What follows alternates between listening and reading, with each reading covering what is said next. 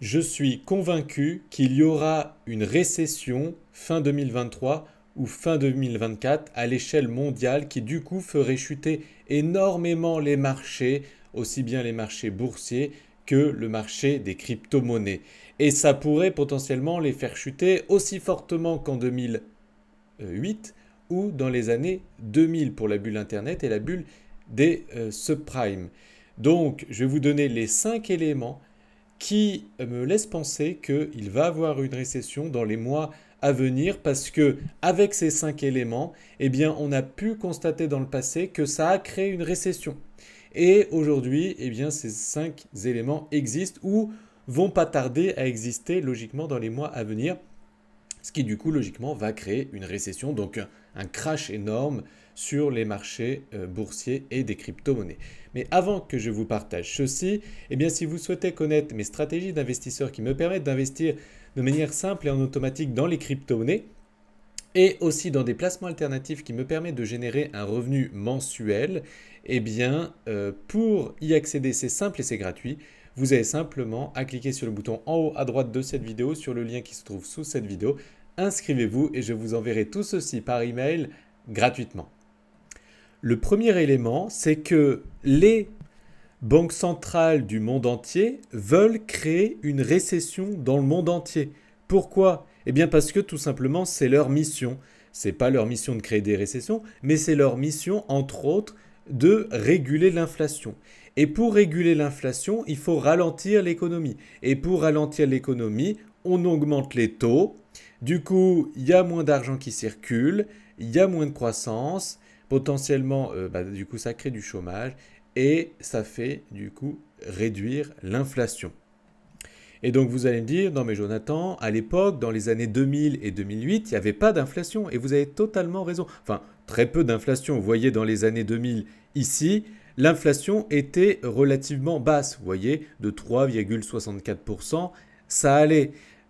Et en 2008, lors de la crise des subprimes, l'inflation n'était pas aussi énorme qu'aujourd'hui. Vous pouvez voir qu'aujourd'hui, l'inflation est montée à 9%. Ça fait une magnifique tendance haussière d'ailleurs, comme ceci. Et donc, aujourd'hui, il y a un problème de plus qu'à l'époque, c'est que aujourd'hui, on a eu une inflation importante et l'inflation est toujours haute. Alors qu'à l'époque, vous le voyez, on avait très peu d'inflation. Donc ça donne une raison de plus à la Réserve fédérale américaine ou autres banques centrales de lever leurs taux encore plus vite, encore plus fort. Et à l'époque, les banques centrales n'ont pas relevé les taux principalement pour réguler l'inflation, mais en partie, mais surtout aussi pour casser les bulles qu'il y avait à ce moment-là, casser la bulle Internet, casser la bulle des subprimes. Ils ont augmenté leur taux à ce moment-là et du coup, ce qui a fait exploser les bulles, mais en même temps, vous l'avez vu, a fait réduire l'inflation. Donc ça, c'est le premier critère. C'est le fait qu'il y a eu énormément d'inflation, qu'il y en a toujours énormément. Du coup, il faut augmenter les taux d'intérêt. Et donc voici le schéma qui met en évidence l'augmentation des taux d'intérêt de la Réserve fédérale américaine.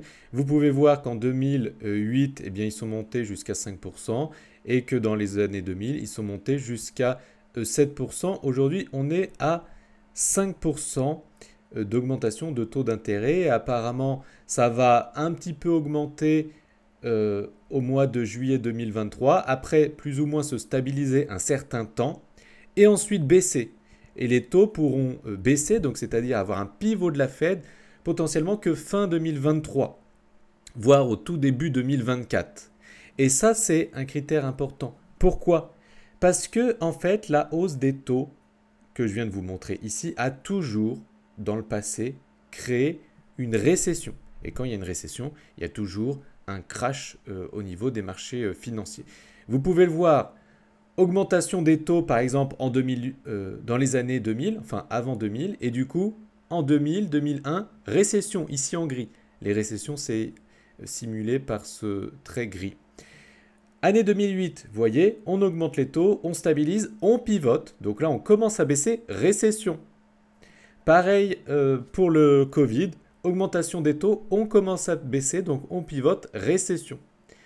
Donc là, du coup, ça veut dire que si on augmente les taux, que voilà, ça continue à augmenter un petit peu, ça stabilise durant l'été 2023 et qu'on pivote, par exemple, fin 2023, eh bien, regardez pas les dates, hein, c'est pas correct, mais hop, on pivote fin 2023, eh bien, on pourrait avoir une récession, du coup, fin 2023 ou début 2024. C'est ce que je vous disais tout à l'heure, en prenant en compte ce qui s'est passé dans le passé, en sachant que l'augmentation des taux a toujours créé des récessions quelques mois après le pivot.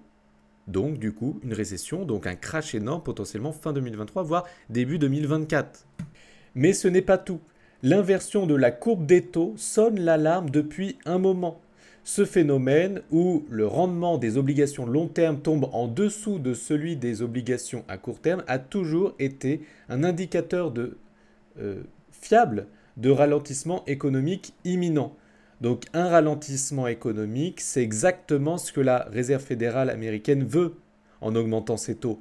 C'est du coup, ça permettra de réduire l'inflation. Et vous voyez qu'on est à des taux extrêmement bas, à une inversion de la courbe des taux extrêmement bas, jamais vue depuis les années 1985 à peu près. Et donc vous voyez que la récession, c'est simulé ici par ce trait en rouge, arrive un peu après l'augmentation. Donc vous voyez qu'il y a une chute, une augmentation, récession, chute, augmentation, récession, chute, augmentation, récession, chute, augmentation, récession, chute, augmentation, récession, logiquement qui arrivera fin d'année, voire début 2024. Donc, dans le passé aussi, il y a toujours eu une récession quand on était sur un pic de marché. Dans les années 2000, eh bien, on était en récession ici, pic de marché, touc. Ensuite, récession, pic de marché, tac. Vous pouvez le voir ici, hein, la récession a eu lieu à peu près en 2001. Et ici, en 2009, qu'est-ce qui s'est passé en 2001? Crash. Qu'est-ce qui s'est passé en 2009? Crash énorme aussi. Donc là aussi, nous sommes proches d'un plus haut historique. Ça ne veut pas dire qu'on ne peut pas monter en attendant fin de l'année 2023, début 2024. Ça peut très bien monter jusqu'à fin d'année 2023, voire début 2024. Et ensuite, début 2024, crasher par la suite.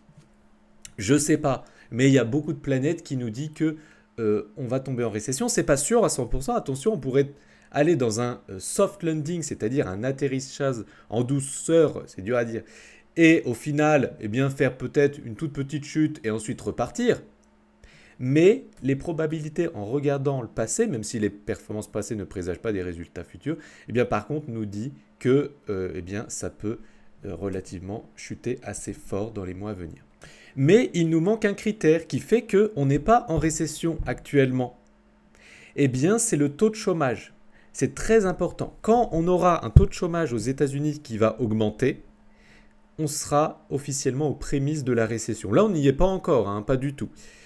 Vous pouvez le voir qu'en fait, la ligne en rouge, c'est le taux de chômage et la ligne en bleu, c'est le taux de la Réserve fédérale américaine.